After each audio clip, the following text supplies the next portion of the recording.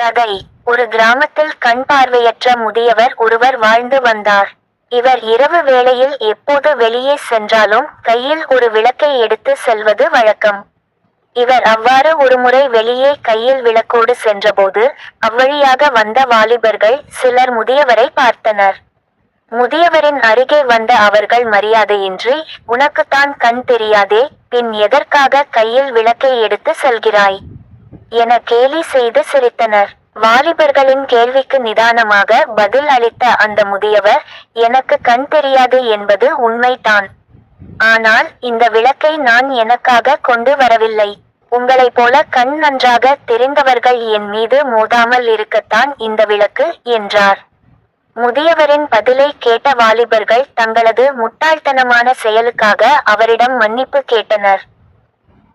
இந்த கதையின் கருத்து தெரிந்தால் பகிருங்கள், மறக்காத சப்ஸ்கிரைப் பண்ணுங்கள்.